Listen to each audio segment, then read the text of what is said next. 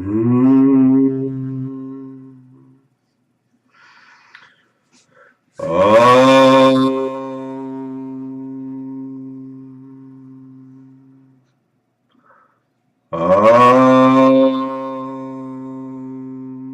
Shanti, Shanti, Shanti.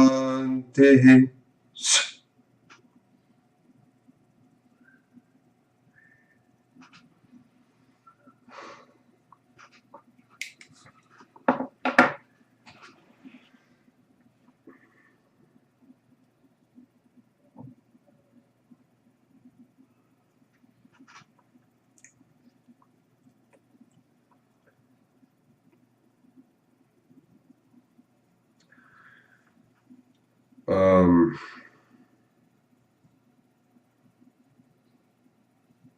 how should I start this video? I have no idea. I never plan what I say and what I will say or how I will say it in my videos. Usually I have an idea about what I want to talk about, and then I start recording, and then it just comes spontaneously. That's why usually my videos are pretty long. But I've had a lot of people telling me that they enjoy the videos being long, and I've had other people telling me, oh, they're too long, you gotta just come to the point, get to the point, get to the point. Well, I chose to listen to those people who enjoy the longer videos, where I tend to take my time and speak my mind and speak my feelings and express myself the way I feel without trying to make anything short, because then it'll look unnatural, it'll look prepared, rehearsed. I'm able to do that. I'm able to edit videos to be shorter if necessary, you know. Occasionally, you know, it's good to do that too. But these videos are they're more heart to heart. When I want to convey something from my interiority to your interiority, I cannot do otherwise. I must take my time. I must just be with you. That's why I don't edit my videos when I do this.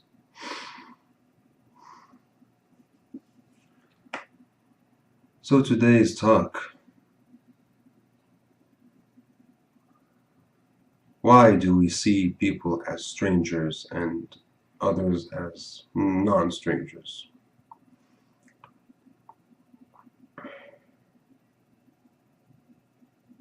Personally, for me, I don't even remember the last time I've considered anyone as a stranger. I just see fellow human beings. It's been a while. It's been far more than 10 years. Far more than that.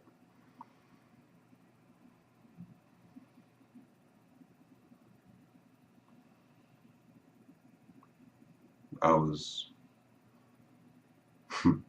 probably 14, 15, around that age. I stopped seeing strangers. I just see human beings.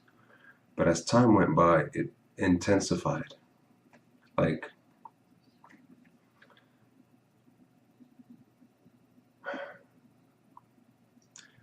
and it's hard. I have a hard time dealing with people in the system. Because whenever I talk to someone who does not know me, they get awkward.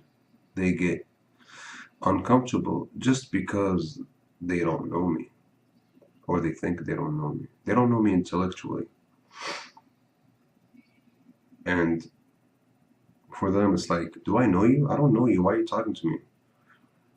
And I'm like, no one, no one of us has been born knowing anybody except for their mom or their parents, whoever was taking care of them. Hopefully their mom. so that they've been breastfed, you know, their siblings probably.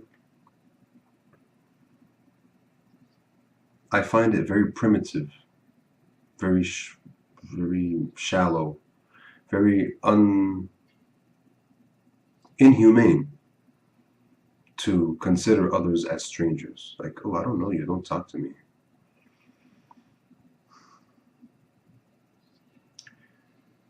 Such attitude happens when people give too much importance to their intellect, to their thought process, to their education. They give more importance to that, to their mind, to their mind's activities, than to the life source within them. Because if you see,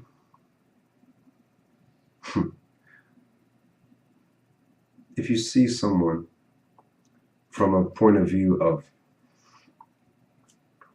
when you yourself are open to life, and by life I don't mean waking up in the morning, going to school, going to work, etc., etc. I mean life, this phenomenon we call life.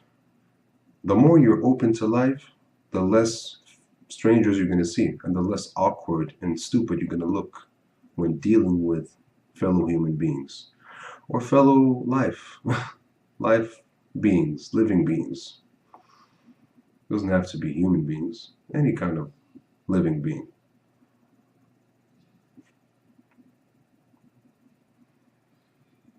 The more you're open to life, the less strangers you're gonna see in terms of human uh, connections. You'll just see another part of you in front of you, whether it's a man or a woman, a child, old person, but it's a part of you. The same emotions that you have, they have. Maybe they're not in the same mode as you at that time. Maybe you are sad and maybe they're happy, or vice versa, or whatever. But every emotional capacity that you have, they have, and vice versa. And they too wish for well-being. They too wish for just to be well. No matter where they think their well-being will come from. They might think their well-being will come from praying to a higher source, a God, or that it would come from going to the bar and getting drunk, or they would think that it would come by being with prostitutes, or they would think that it comes from just closing themselves in their own bubble and working on a project, whatever. Or that it would come from being social with everybody. But ultimately, we all are looking for a well-being. We all wish to be well. Even the angry person, even the violent person, even the murderer mistakes his actions and his way of life as, even though he's not conscious of it, he may not be conscious of it, but that's what he's pursuing. Everything we do in life, we are pursuing well-being, but we're not doing it consciously. That's the problem. That's the only thing we haven't dealt with.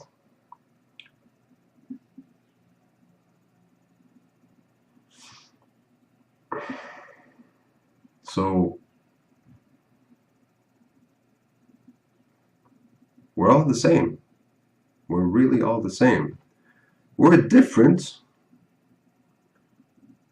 but that difference is very small compared to the rest.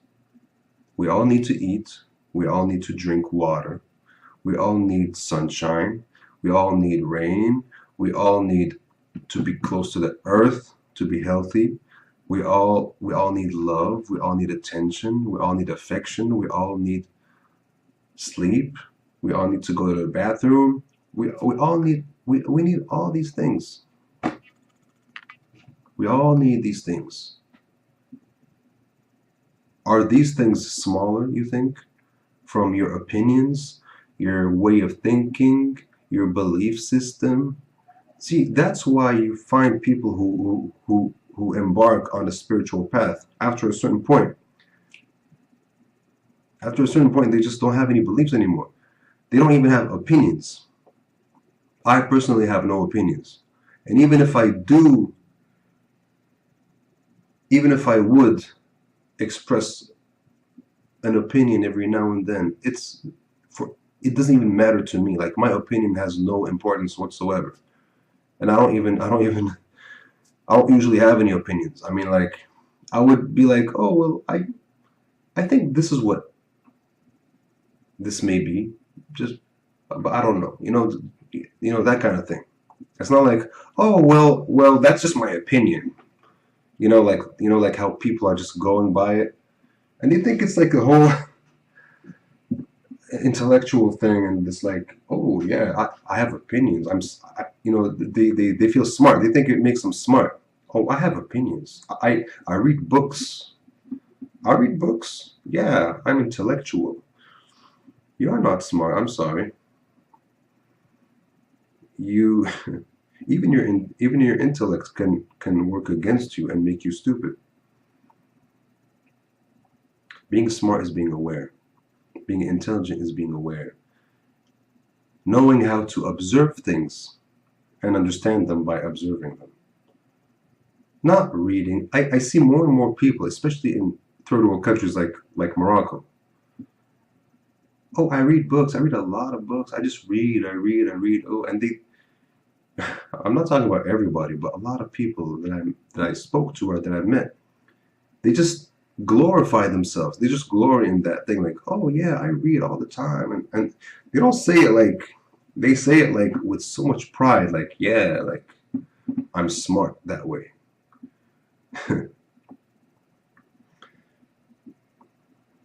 I'm not saying it's bad to read. I'm not trying to make reading a bad thing.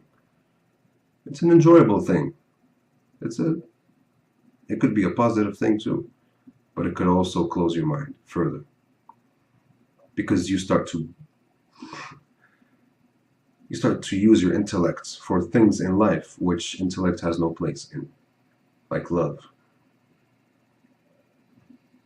like togetherness, being close, meditation, being one with nature, opening up to people.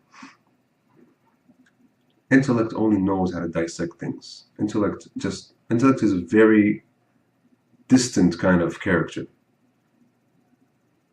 He just wants to stand alone and show himself better than anyone else.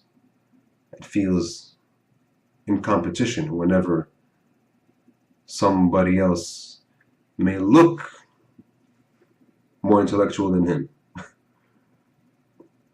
They may not be, but as long as they look smarter than them or more intellectual or even better in some kind of way, they feel threatened. But once you go beyond your intellect, you love everybody. If you see somebody who's stronger than you, you love to know them. You wanna get something from them. You wanna learn from them. You want them to help you grow. You don't see them as a competition, like, oh, this guy, who does he think he is?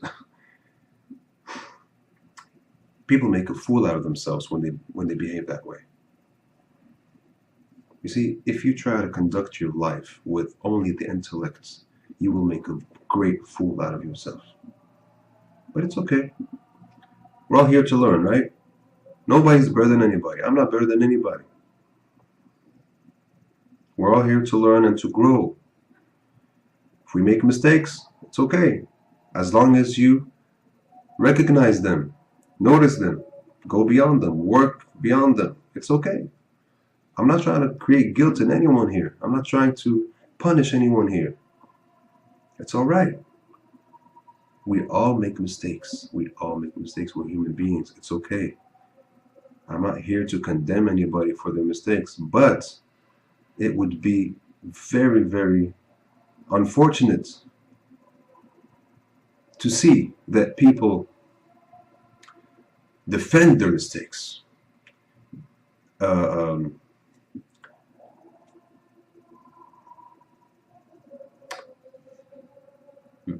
value their mistakes,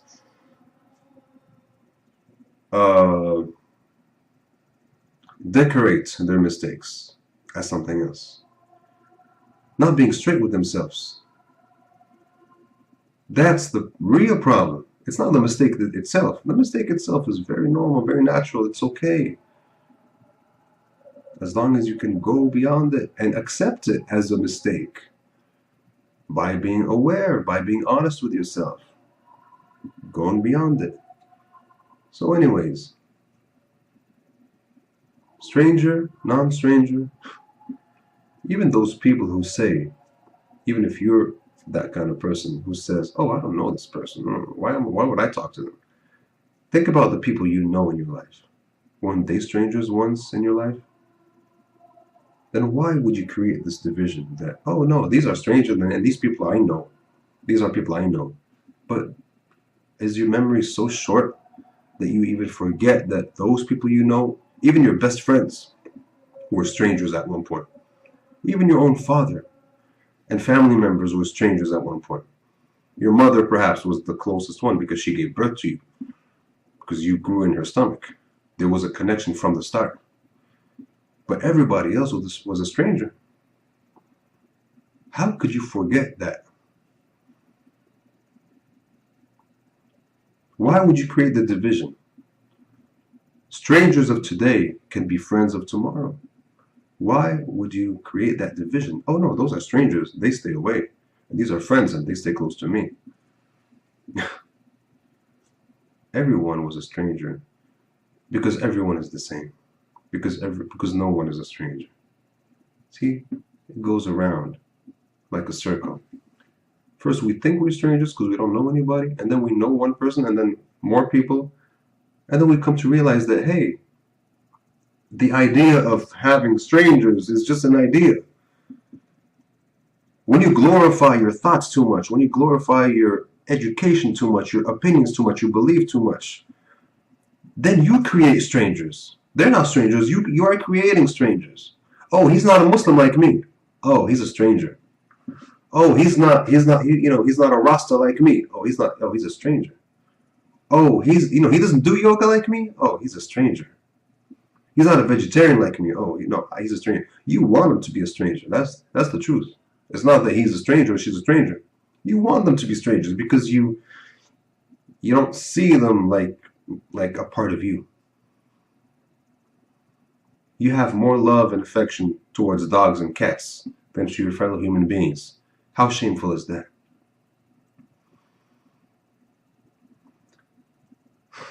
And then we all want to live in peace and harmony and be happy and be well. How could we do that when we are dividing the world between strangers and non-strangers? Either we're all strangers or no one is a stranger. That's the way it works. You cannot divide things like this. It's going to destroy you because that's not the reality. Reality is this person, I don't know how this person thinks, what this person believes, but this is a person like me. That person has to eat too. That person has to, be well. That person has to be free of disease. That person needs love and affection. That person needs attention. That person needs friends too. If you see people like this, you would not be able to see any strangers anymore. I've stopped seeing strangers a long time ago. It just happened when everything changed. It just happened. It happens when you realize things deeper than what they appear to be. Our parents, most of the time, put these ideas in our heads. Oh, don't talk to that person. He's a stranger. You don't know him. And then we grow up. And some people grow into adults and still believe the things that their parents told them as children. Those people have not matured above the age of 13. In fact, most people in the world, especially I cannot really speak about the world much, but at least about where I grew up and in Morocco, most people have not grown beyond the age of 13. They just got stuck there, and that's it. They just stayed there.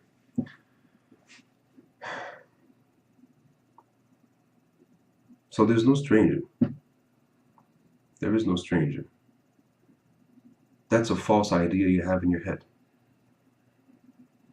Now you think there's strangers and there's friends because everything is well in your life. I don't need to give this person any time. But if an earthquake hits, a hurricane, a natural catastrophe, an invasion, just a problem that's going all over the place. Everybody's running for their lives. You don't see strangers at that time. If you're a person who's watching this video and you've been through a war, you've been through a natural disaster or anything like that, you know what I'm talking about. You don't see strangers anymore. You see human beings just like you, because you're running for your life and you see them running for their life. If you're a person who's been through 9/11, 9/11, you know what I'm talking about. If you're a person who lives in the Middle East, you know what I'm talking about. If you're an African, you know what I'm talking about. If you're anyone who has been through very hard times in their lives, who has seen bloodshed or has seen people running for their lives or maybe just even just an earthquake. It may not have been a destructive earthquake, but just everybody got scared at the same time. Everybody comes together. Are you okay? Hey, are you okay? Are you fine? No more strangers. That idea just disappears at that time. But then when everything is back to normal, oh yeah, he's a stranger. I'm not going to talk to him. There's no strangers. Become aware of this thing. It's very important. The more you become aware of the life energy within you and within everything, you are not going to see any strangers anymore.